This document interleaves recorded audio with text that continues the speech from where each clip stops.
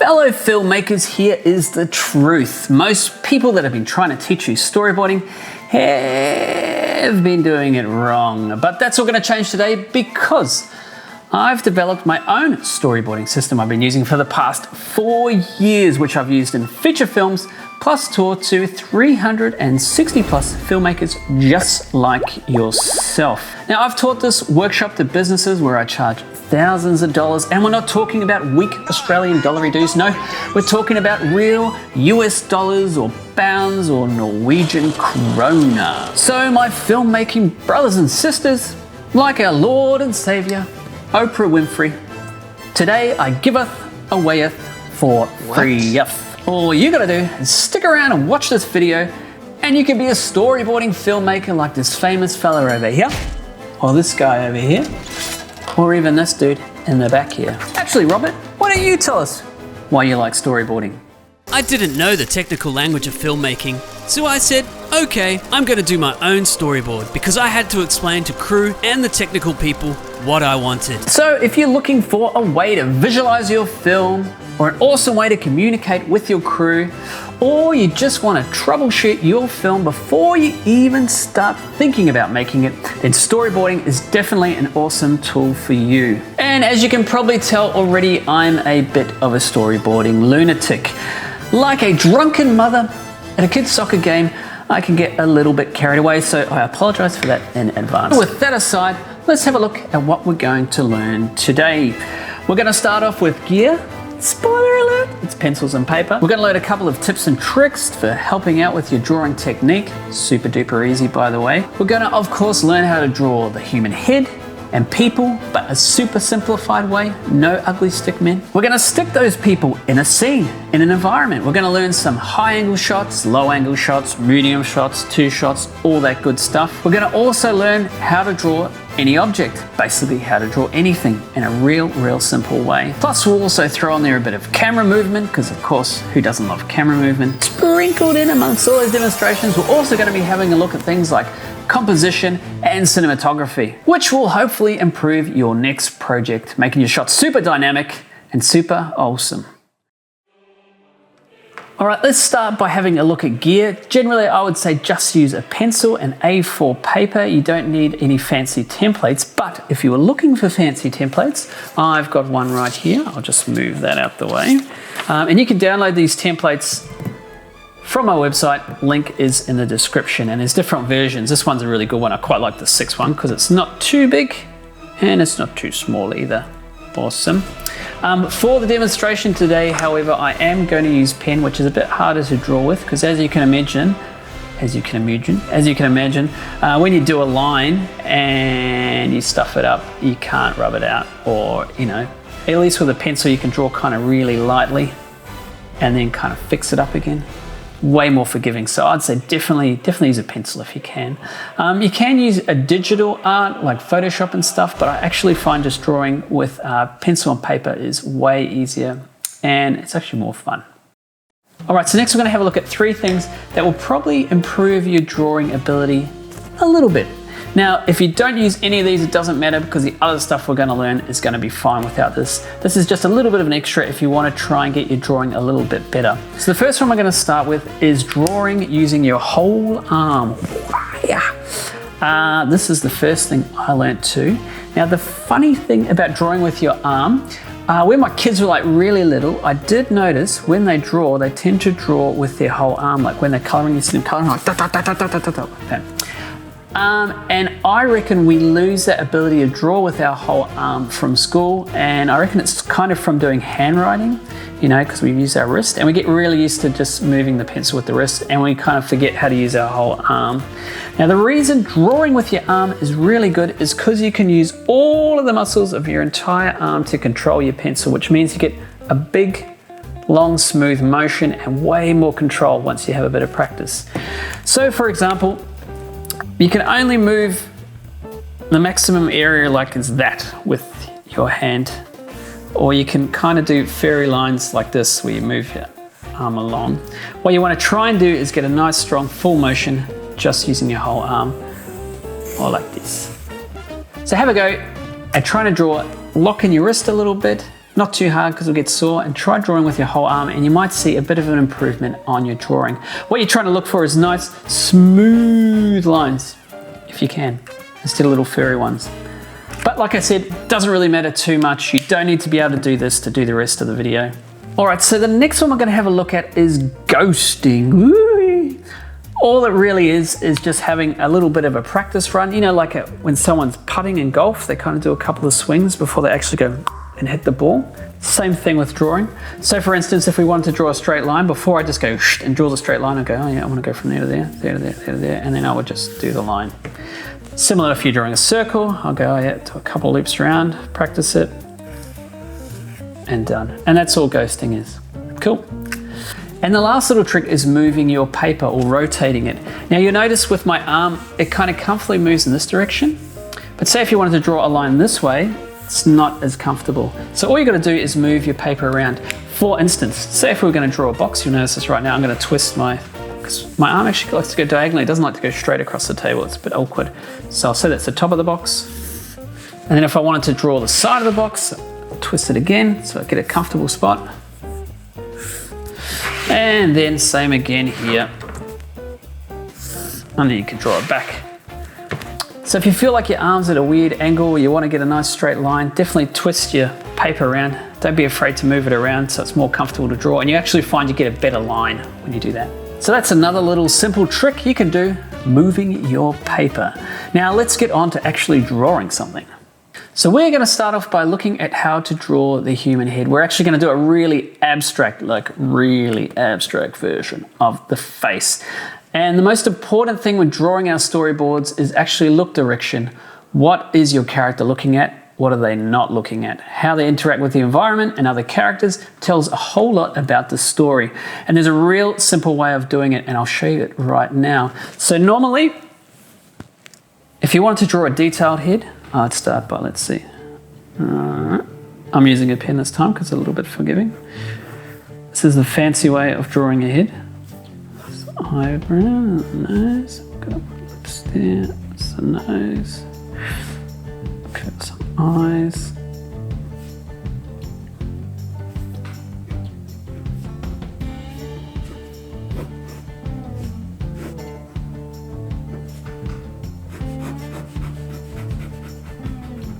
So it's a really rough sketch of a head, and we're actually going to make it way more simplified with that. I'm going to get out my marker.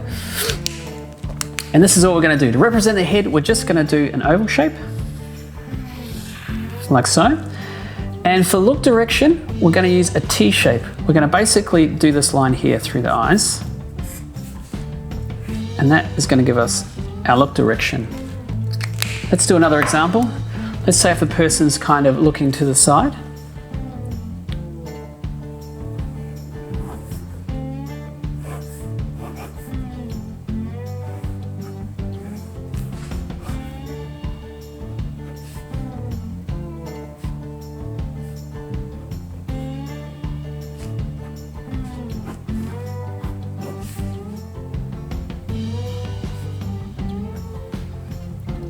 So that's our person looking to the side. I hope that shows up all right on the camera.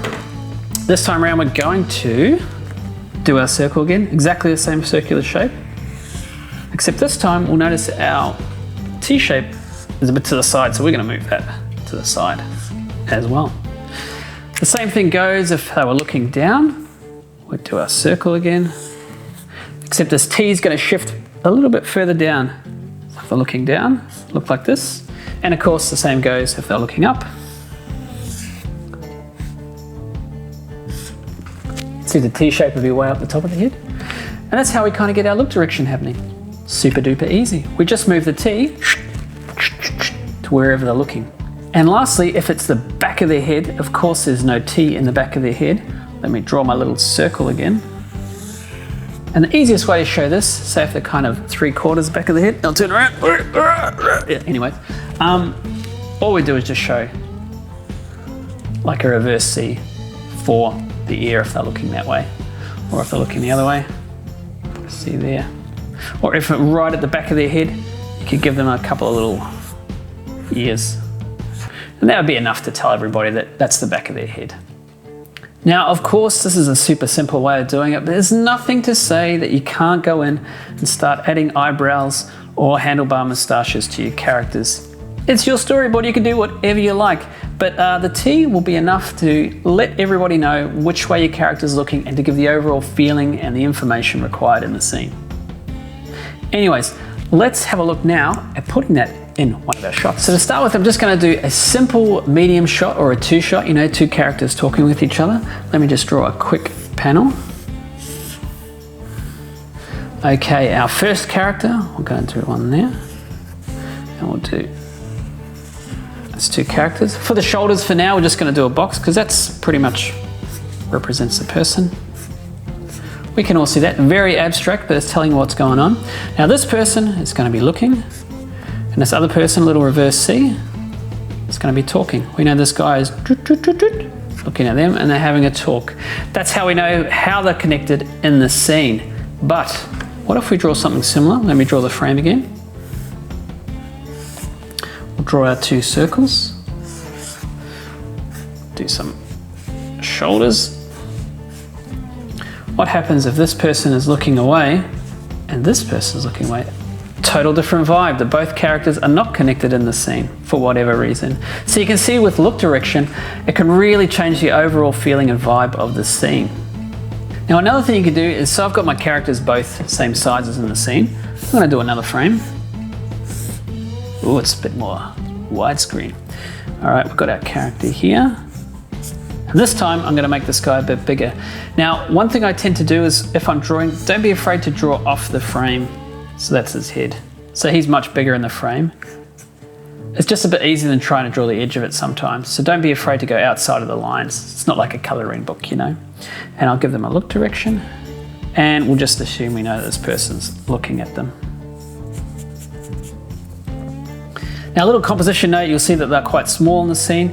And because I've put the shoulder higher and the head higher than this one, so this guy's a bit higher up, this person in the scene's got way more power. So this is a little composition thing you can use. By putting one character small and low in the shot, makes them less powerful than the other one. Cool, huh? Feel free to add any identifying features to your character so you can kind of track them in the scene. For instance, a cowboy.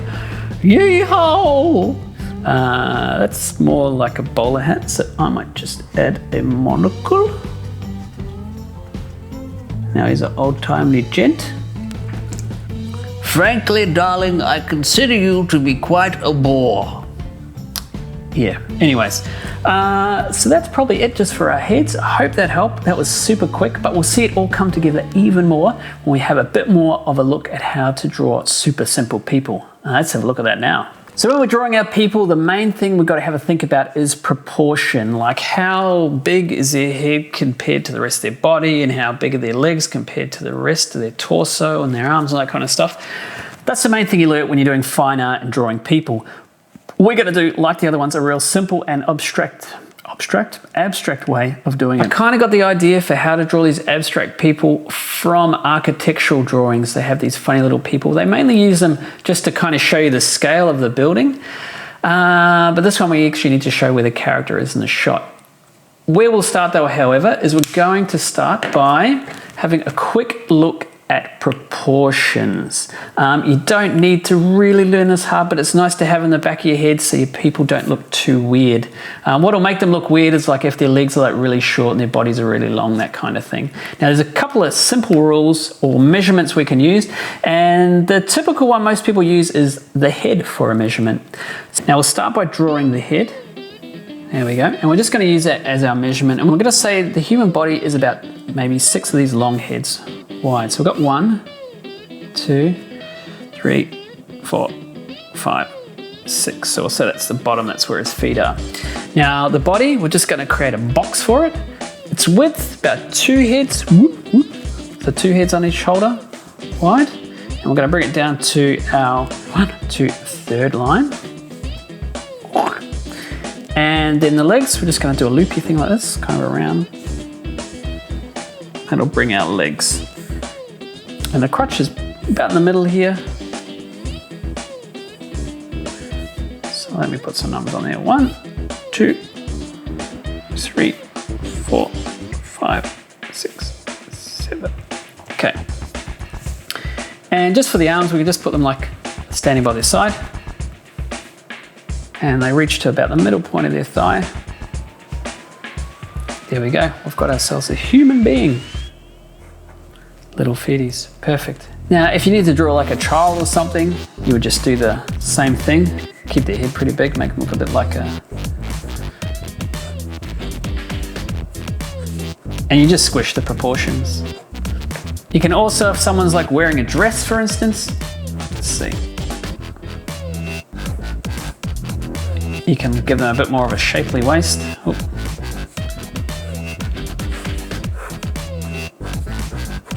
And then you got yourself a classic lady. And of course, you know, cowboy hat, I'll get it right this time. Get off my land! There you go. Now you got yourself a beautiful little family. So we've got our people, but we can also kind of make their arms and stuff move. Not so necessary, maybe it's helpful if they're like pointing at something. This is also super duper easy. So let's draw our person again. Maybe we do it with a big thick marker this time so you can see it. Yeah, cool. All right, so we've got our head, got our shoulders, which are just kind of our torso, which is a box. I generally kind of draw where I think their feet might be first. Oh, you do a little line. So when I'm drawing real quick, because you don't have to measure it every time once you kind of get used to it. I draw their legs. And normally, this is a funny way of thinking about it, we kind of think the arm controls the hand, but in this situation, the hand is kind of controlling where the arm ends up. So it's actually easier to draw your hand first and then link your arm back up to the body. I'll show you. So for instance, say this guy's got his hands up in the air. I would draw, say, like a little shape for that for the hands, and then draw the arms back. Heaps easier. You can also draw another one.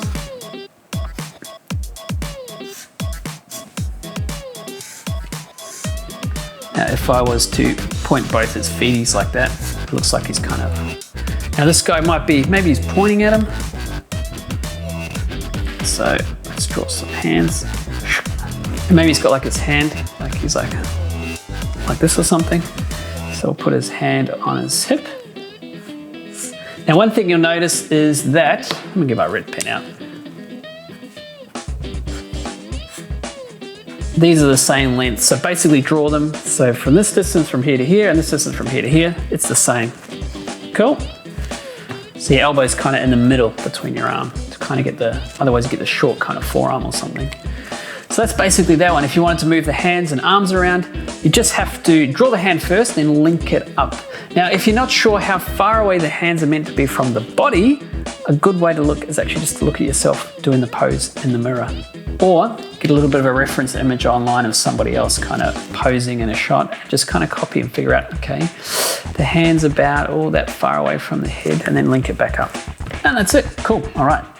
Let's have a look at sticking these bad boys in our scenes. So for this one, I'm going to show you a really cool little trick. And this is how to do a high or low angle shot. Especially works well with a medium shot, so like a head and shoulders of your character. So I'm going to draw a couple of frames.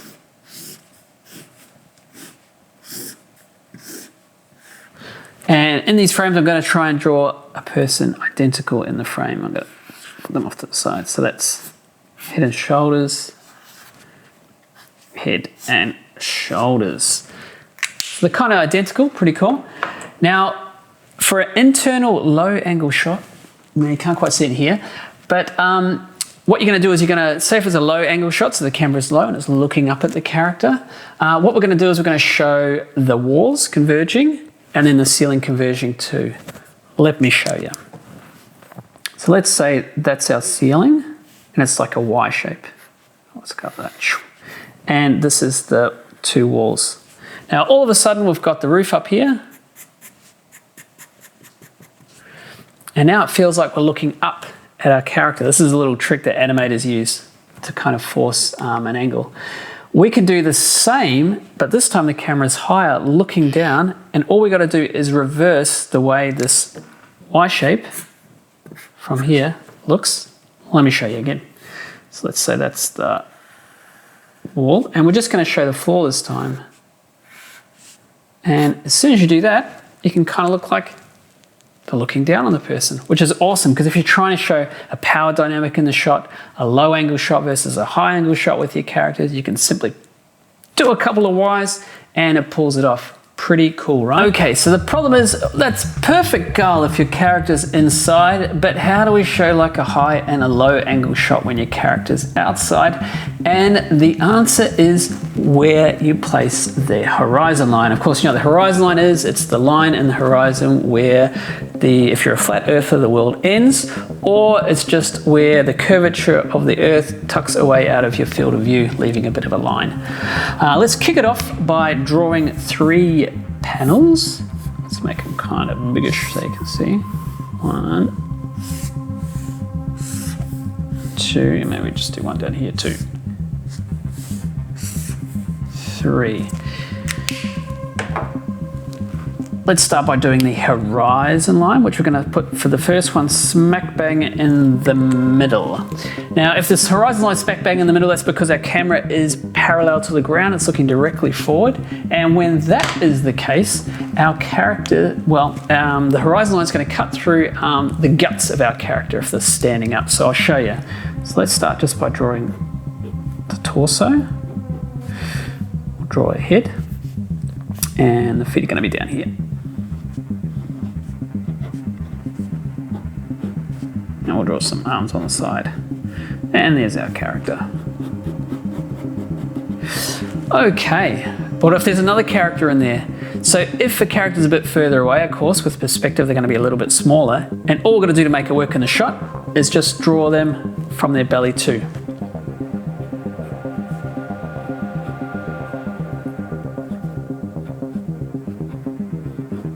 Cool, now we've got someone way off in the distance. Now if we had someone kind of closer to frame, maybe they're really big, so they're kind of half out of the shot, that would be their head, and that would be their legs.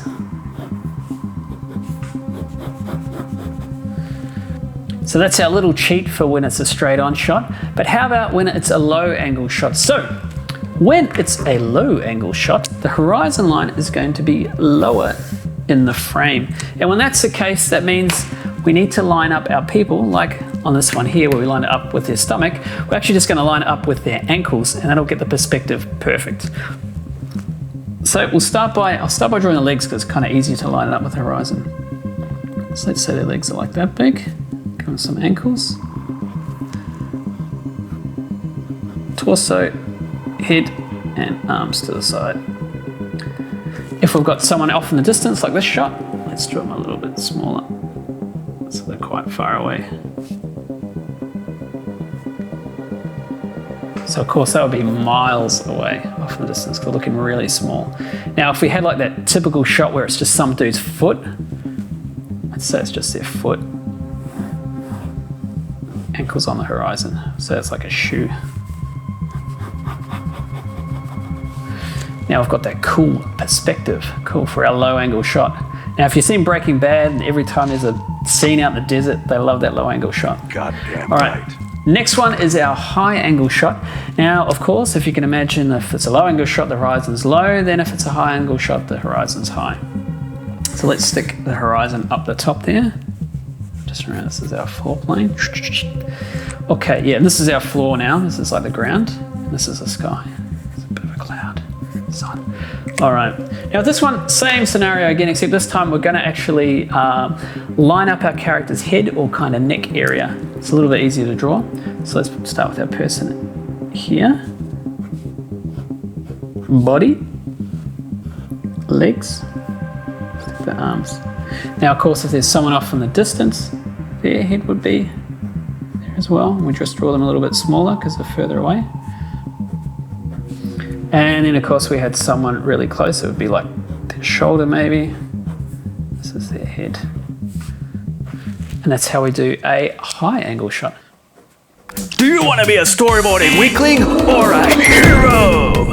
Then you need camera movement. In your storyboards, try to choose Let's have a super quick look at how to add camera movement to your storyboards. I've also created a free cheat sheet which you can download via the link in the description. Now let's bring up our storyboards and have a look at how we add movement, starting with zoom, which is increasing or decreasing the image optically. And all we have to do is add some arrows in the corners of the frames, pointing in to zoom in or pointing out to zoom out. Tilt is rotating the camera on a vertical plane and is shown with rounded arrows on the left or right of the frame. With a pan, we rotate the camera on the horizontal plane. This is just a single arrow on the bottom of the frame. The next 3 moves involve physically moving the camera, starting with the dolly, where we move the camera forwards or backwards, which is a push in or a pull out, shown with big thick arrows like big thick arms in the corners of the frame. Truck is physically moving the camera left to right or right to left, and we use double arrows to show this little fella. Boom is like doing squats with the camera. Double arrows either up or down on the sides of the frame. And roll is when we rotate or twist the camera around the Z-axis, the most famous being the Dutch angle. It's like zoom, but with our arrows arcing in the direction we want the camera to roll. And if you want to zoom in or out to a specific part of the frame, you can do this by drawing a small frame where you want the shot to either begin or end, then drawing arrows in the direction of the zoom. You can also do this as a roll plus a zoom. So that's how you add camera movement to your storyboards. If you need a little help remembering all that, I have you covered. Just download the free cheat sheet from the link below. Good luck and have fun visualizing your film.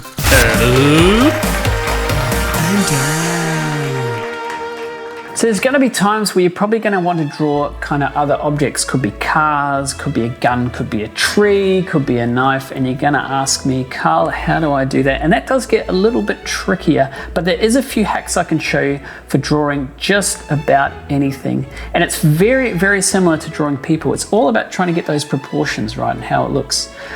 Definitely something that's going to help you is looking up some images online of the thing you're trying to draw, and then what you want to do is take away 5 kind of things that make the thing a thing. Okay, how does that make sense? Let me show you. So I'm just going to draw a really, really quick car, right? Now, what does a car have? What's the 5 things that really kind of make it a car? Well, I mean, the first thing's probably its wheels, right? And then it's also got the area, what do you call that? The body of the car. Now I happen to know how to draw a car. All right. And then a part of the car, it's always got the bit where everyone sits. So we'll put that in there too. All right, what else has it got? It's got windows. So what have we got? 1, 2, 3, 4. We've got 4 things. Maybe it's got headlights.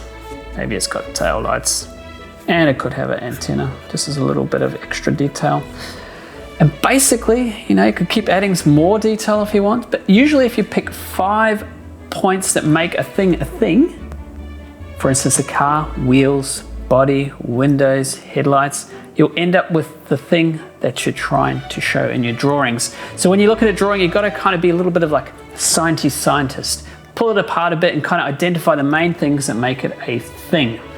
Now, let's say we do the same for, say, if there was a knife in your shot. What makes a knife? Well, a knife's got a blade, a pointy stabby bit at the end. It's got a guard to stop the knife. Well, not all of them do actually. And then it's got a handle. And sometimes the handle has something on it, you know, to kind of give it grip. So maybe we put something that gives it grip, that gives it a bit more kind of knifey look. Maybe it's got that shiny, is it the hilt at the bottom? I can't even know what it's called.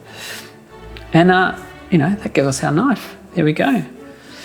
Easy peasy, that's all you need. And then you got something a bit more complicated, like say a tree. I mean, what's a tree? It's got branches and all that kind of thing. But if you look at a tree, it really is just kind of a lollipop. It's true. So if I was to draw a tree, there's the stick of the lollipop, and that's my tree. That's the mass shape of it. It's like a circly thing with the other bit there. Now, if you want to get a bit more technical, it could be lots of those things. So it could look like that. If you want a bit more texture, you could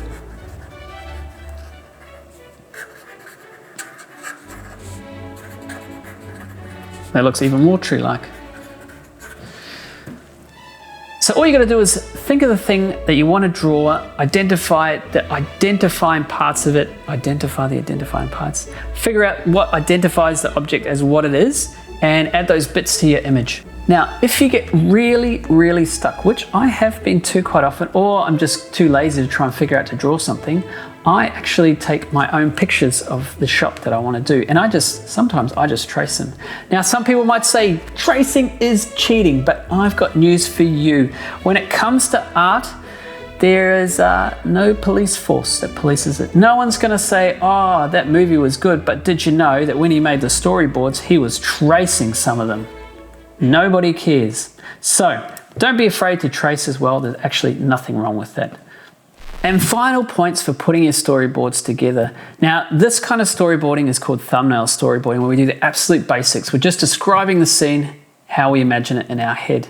Now, when you're doing your storyboards, you do not have to do every single shot. You can just do the main shots, and quite often for feature films, most scenes, I would say you could put them in just 6 shots, your main shots. If you're gonna go back and edit it and do a shot and a reverse shot and go back to that shot and a shot, you don't really need to draw that all out. All you wanna do is try and just get the main ideas of that scene on here. So for instance, let's say we start with an establishing shot. Let's say our character's out in the desert. I'm gonna draw a little mountain.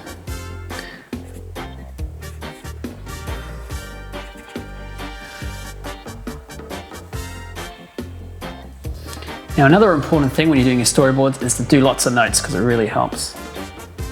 Let's call our character Kevin. Kev.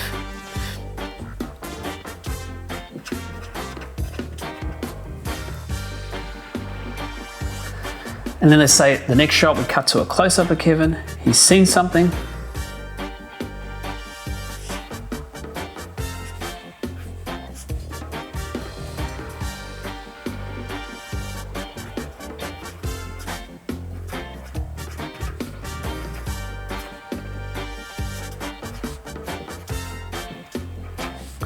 And then we cut to the thing that he's seen.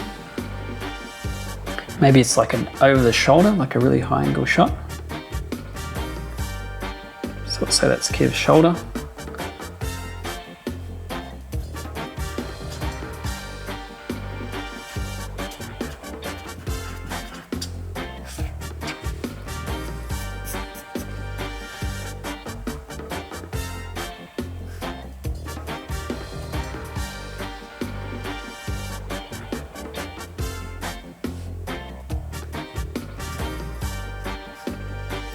This is a message in a bottle. I can't spell.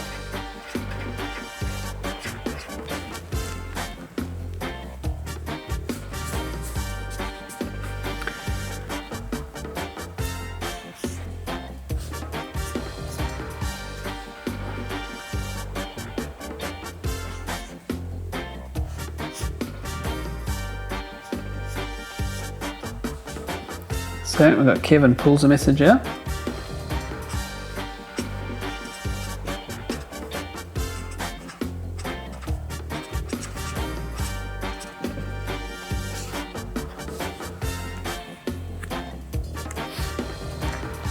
Should we do like a mega close-up?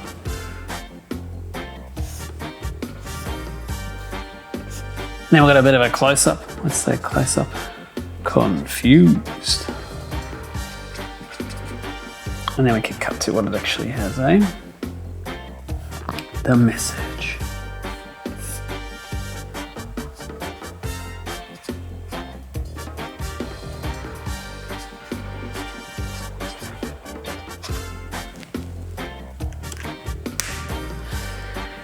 And that's as simple as that. If we now have a look at it and think, wow, maybe we want to add some camera movement to it, we definitely could. This one could be a tilt down. Potentially we show the sky. So what we might do is extend the frame a little bit. So maybe it starts there on the sun and everything, hot skies, and then it moves itself down to this shot. So we'll set the shot A and this is shot B. And then it's got him in the desert.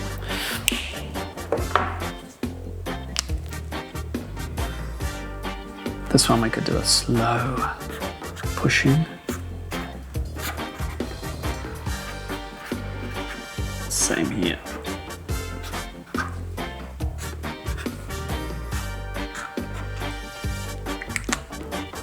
And that, my friends, is called a sequence. Cool.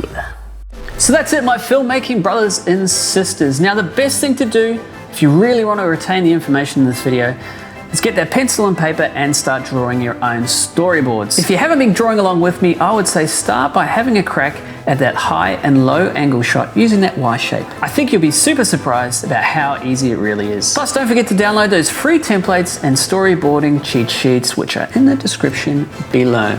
All right, that's it from me. Peace.